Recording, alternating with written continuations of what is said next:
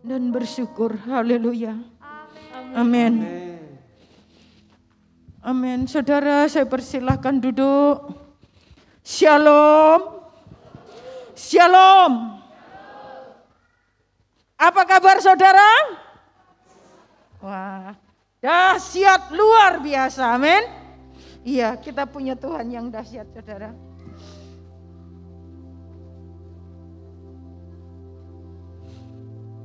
Kita punya Tuhan yang dahsyat. Kita punya Tuhan yang ajaib. Itu sebabnya sampai terungkap. Kuberikan, kalau kita mau membalas segala kebaikan Tuhan dengan harta kita yang kita miliki, cukup apa enggak? Tidak cukup, saudara. Ya, itu sebabnya kita berikan hati kita, amin. Kan Tuhan enggak perlu, enggak butuh dia. Harta dunia kita ini Tuhan enggak perlu, enggak butuh. Tapi yang diperlukan Tuhan adalah hati kita. Makanya ku berikan semua. Seumur hidupku aku akan setia sampai akhir hayatku, ya kan? Saudara.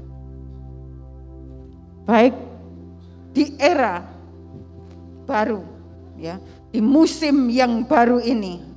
Tadi kalau musim yang lalu, ya, musim berganti musim. Musim berganti musim, ya.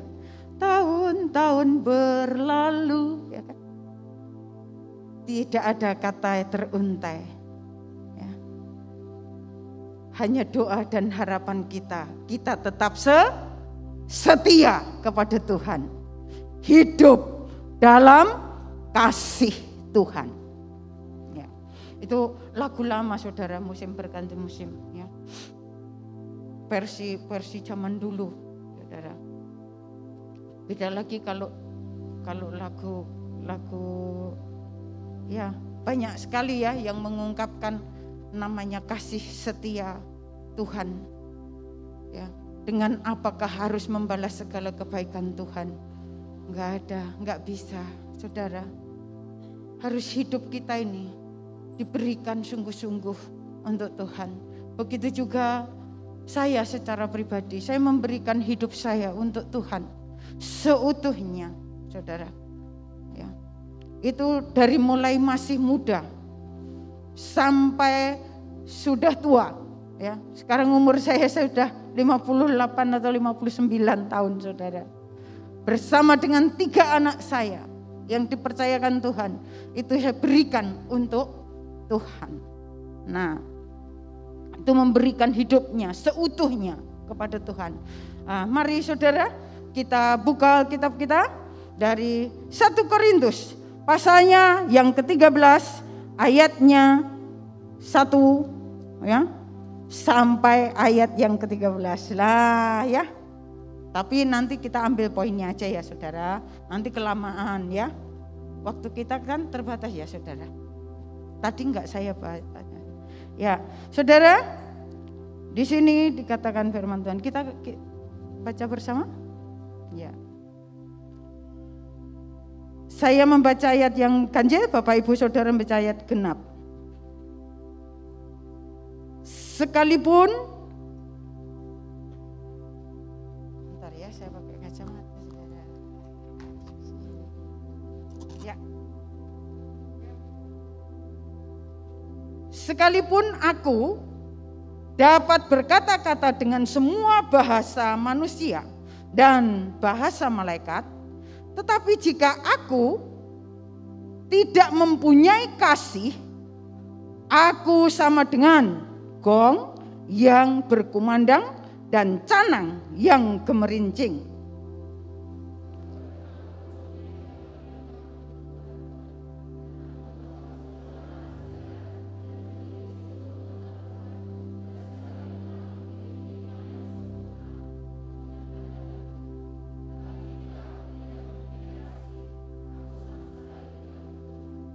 Dan sekalipun aku membagi-bagikan segala sesuatu yang ada padaku, bahkan menyerahkan tubuhku untuk dibakar, Tetapi jika aku tidak mempunyai kasih, sedikit pun tidak ada faedahnya bagiku.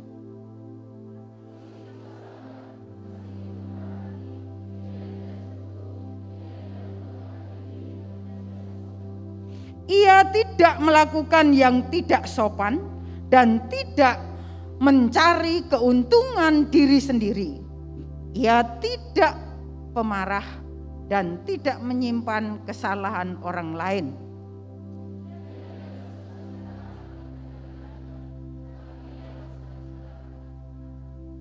Ia menutupi segala sesuatu, percaya segala sesuatu, mengharapkan segala sesuatu, sabar menanggung segala sesuatu.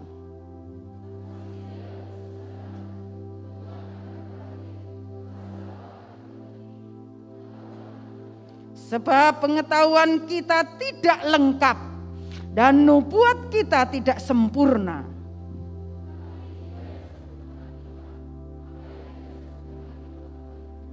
Ketika aku kanak-kanak, aku berkata-kata seperti kanak-kanak. Aku merasa seperti kanak-kanak. Aku berpikir seperti kanak-kanak. Sekarang sesudah aku menjadi dewasa, aku meninggalkan sifat kanak-kanak itu.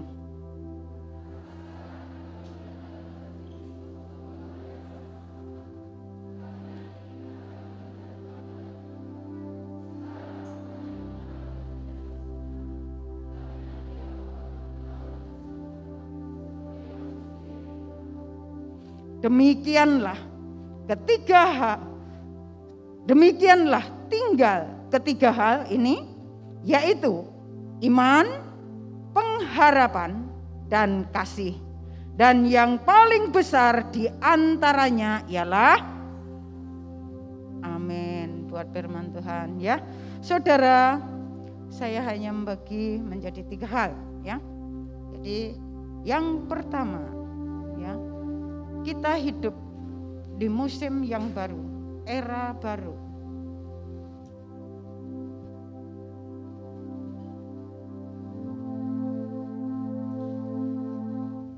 Kita harus mengerti, saudara, di musim yang baru, di era yang baru ini,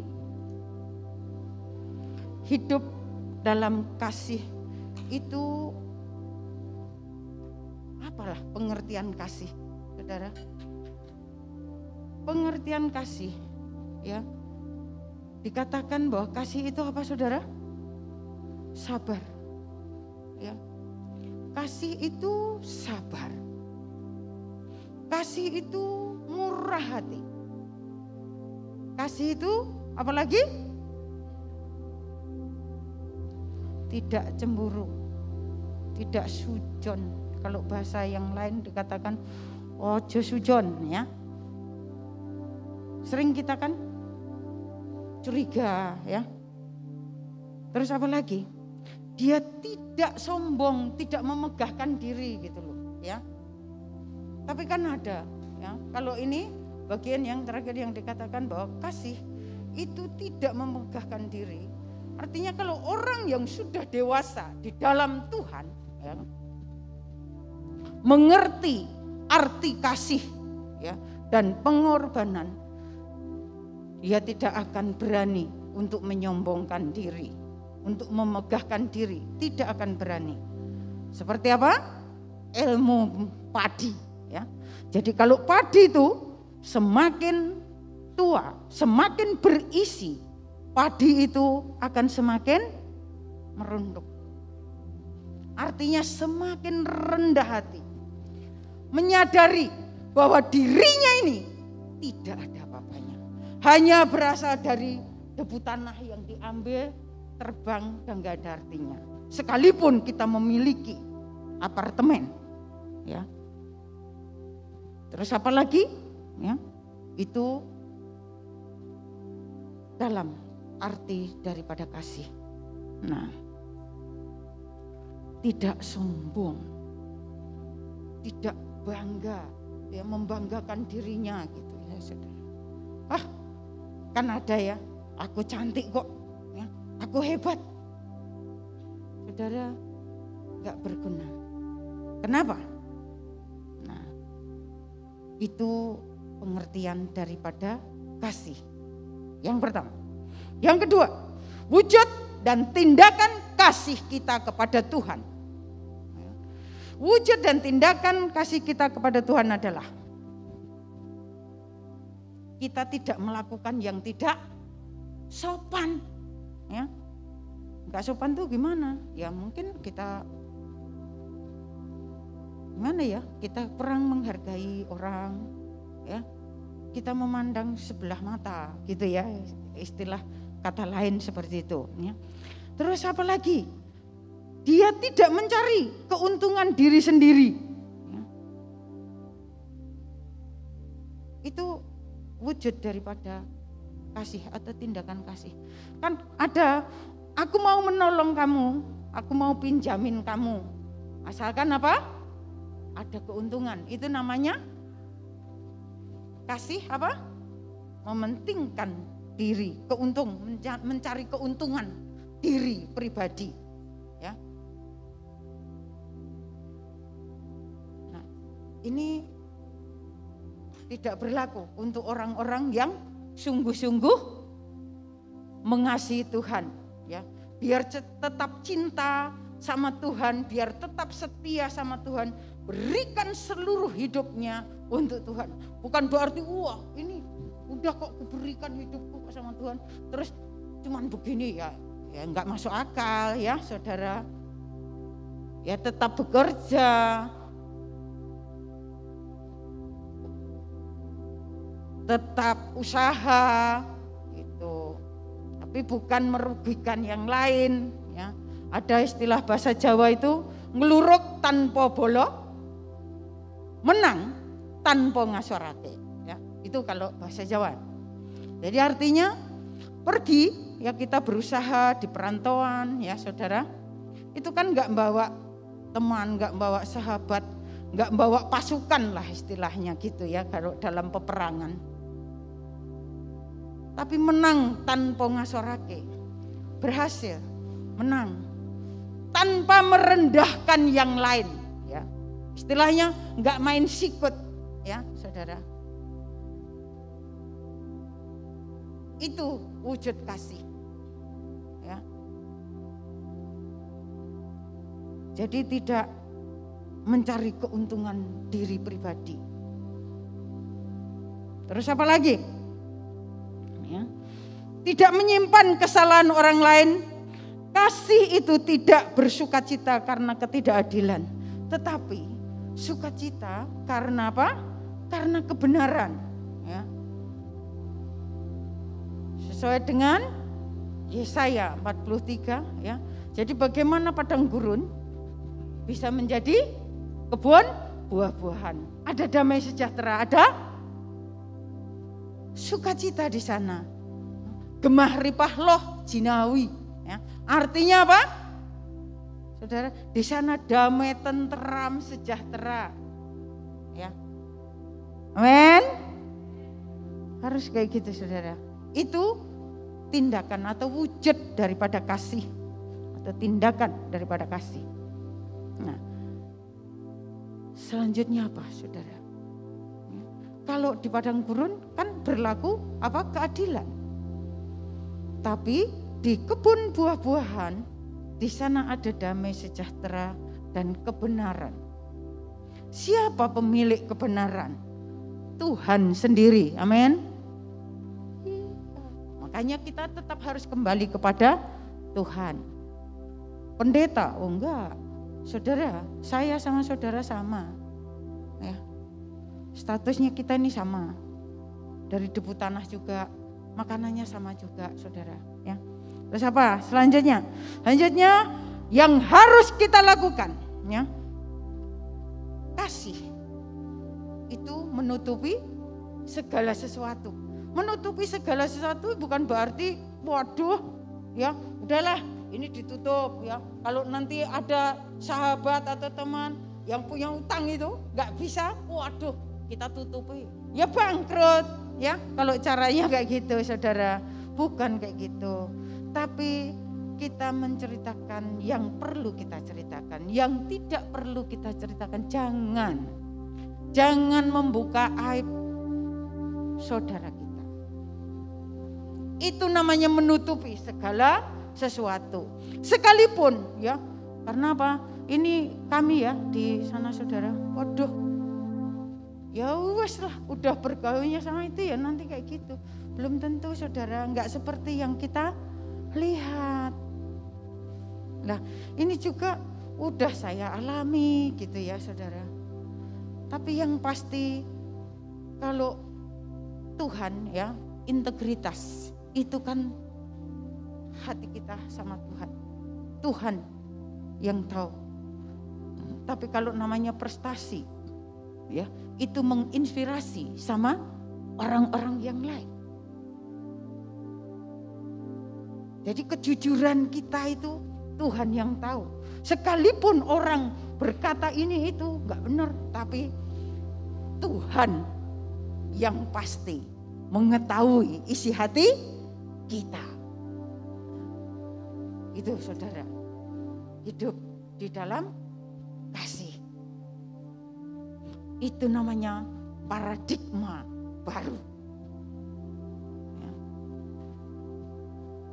Mungkin jadi orang Kristen sudah bertahun-tahun, puluhan tahun jadi orang Kristen. Saudara, saya juga orang Kristen, sudah lama. Tapi saya ngerti kekristenan itu ketika saya membaca firman Tuhan. Itu artinya bertobat, lahir baru, terima Tuhan Yesus secara pribadi dalam hidup kita. Dan mengizinkan Tuhan untuk terus ya berkarya di dalam hidup kita. Dan apa-apa yang perlu ditinggalkan. Kan namanya musim, berganti musim. Musim silih berganti. Nah, saudara, saya tidak akan banyak-banyak ya. Nah, untuk yang terakhir, kita akan masuk bagian yang ketiganya. Ya. Bagian yang ketiga, ini kita akan masuk dalam paradigma baru, ya. Masuk dalam proyek ketaatan. Proyek ketaatan kita apa? Kalau kita sudah tahu kasih penuh pengorbanan. Karena tanpa pengorbanan, tanpa ada kasih di dalam kehidupan kita, ya, sekalipun saudara memberikan dirimu dibakar, ya, sekalipun bisa bernubuat berbahasa roh, semua akan berhenti, akan berakhir, saudara. Lah yang tidak pernah berakhir apa? Kasih. Itu makanya marilah kita saling mengasihi satu dengan yang lainnya tanpa memandang suku ataupun status ataupun jabatan. Halo, bisa ya? Kita mengasihi. Coba katakan kiri kanan senggol. Yuk kita saling mengasihi, yuk saling memperhatikan satu dengan yang lain tanpa memandang status, tanpa memandang apa? Jabatan. Wah, kalau ketemu sama Pak Menteri kan kita malu. Saudara, kalau ketemu sama pejabat, waduh, kita ini apa? Kita lebih, kita anak raja kok, ya. Ini beneran loh, saudara. Ini terjadi di kehidupan, ya, namanya kami orang dari kabupaten, ya. Jadi ketika mau pengukuhan tanah makam, di situ ada polisi, ada ini ya semua. Wah, udah aku biasa ya sama Pak Polisi kan, itu kan TNI Polri kan jaga keamanan kita, men. Senang lah, langsung aja lah bilang NKRI harga mati kan gitu. Lah terus kalau kita sama Tuhan Yesus mau harga mati enggak? Harus harga mati dong sama Tuhan Yesus. Itu ya. Terus apa lagi? Yang kedua, ini proyek ketaatan yang kedua. Yang pertama apa? Tanpa memandang status ataupun jabatan. Yang kedua, kita belajar mengasihi dengan tulus. Ya, dengan tulus.